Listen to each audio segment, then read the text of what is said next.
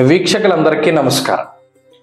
August నెల 23వ తారీఖు నాడు మనకుండేటువంటి సంతానం తరించిపోయేటువంటి రోజు. సంతానానికి ఉండేటువంటి అనేక అరిష్టాలని తొలగింపజేసేటువంటి రోజు. లేదు, సంతానోత్పత్తి కోసం ఎదురు చూసేటువంటి వారికి సంతానాన్ని కలిగించేటువంటి రోజు. దాన్ని పోలాంబ వ్రతం చేసేటువంటి రోజుగా చేస్తారు. దీన్నే పోలాల అమావాస్య అంటారు. పోలాంబ వ్రతం అని అంటారు, పోలాల అమావాస్య అంటారు. ఇలా రకరకాల పేర్లతో పిలుచుకుంటూ ఉంటారు. ఈ అమావాస్యకి అంత పట్టు. శ్రావణ మాసం అంటేనే వ్రతాలతో కూడి ఉన్నటువంటి మాసం. అంటే ఆ మాసం మొదలుకొని శ్రావణ మాసము, అందులోనూ సోమవారము, ఇది శివకేశవులకు చాలా ప్రీతి అయినటువంటి రోజు. ఆ రోజు ఏదైనా సత్యనారాయణ స్వామివారి వ్రతాలు లేదా ఇంకోటి చేసుకుంటూ ఉంటారు.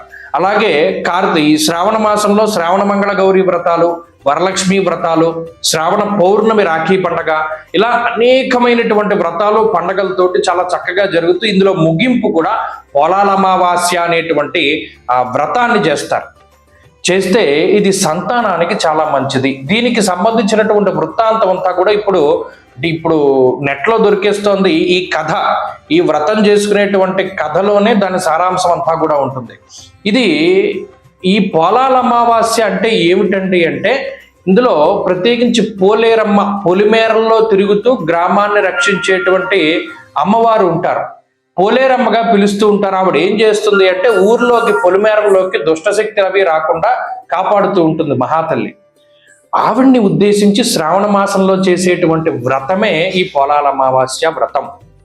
దీనికి ఒక ఆయన ఉంటాడు, ఆయనకి 7 పిల్లలు ఉంటారు. ఆ 7 పిల్లలకి సంతానం అభివృద్ధి చెందడానికి, వాళ్ళు బాగుండడానికి వ్రతం చేద్దామని అనుకుంటారు. ఈ వృత్తాంతం అంతా మీరు చదివితే వస్తుంది. అయితే ఇందులో ఇంకో విశేషం ఏంటి అంటే, అమ్మవారిని కందమొక్క రూపంలో ఆరాధన చేస్తారు. ఇక్కడ ఇదందరూ కూడా తెలుసుకోవాలి.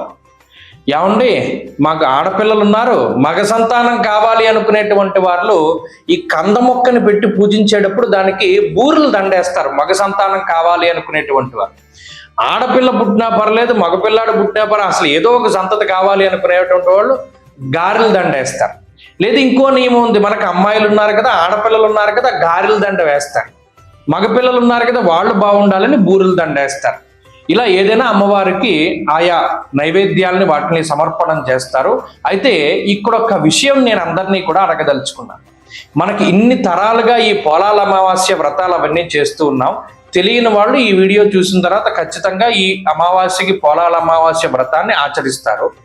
కానీ కామెంట్ బాక్స్లో చెప్పండి, ఎందుకు కంద మొక్కనే అమ్మవారిగా ఆరాధన చేస్తారు? ఇది మీ మేధస్సుకి, సనాతన ధర్మానికి ఉండేటువంటి ఒక గొప్ప విషయానికి ఆలవాలం. ఎందుకు కంద మొక్కనే పెడతారు? మాకు ఎలాగో తెలుస్తుంది, మీకు తెలియాలి. మీరు దాన్ని పరిశోధన చేసి అసలు ఈ కంద మొక్కనే ఎందుకు పోలాల అమావాస్య నాడు పూజించారు అనేటువంటి విషయాన్ని రూఢీకరించి కామెంట్ రూపంలో తెలియజేయండి. అప్పుడు మీ మేధస్సు నిజంగా పనిచేస్తుందో లేదా, అసలు మీరు రీసెర్చ్ చేస్తున్నారా మన సనాతన ధర్మం మీద అనేటువంటి విషయం తెలుస్తుంది. కాబట్టి ఉన్నంతలో ఈ పోలాల అమావాస్య వ్రతాన్ని ఎవరూ కూడా మర్చిపోకుండా చక్కగా సంతానం అభివృద్ధి కలగడానికి, గతంలో మనం చెప్పుకున్నాం సంతానోత్పత్తి కావడానికి తిరువాయూరు వెళ్ళాలి అని.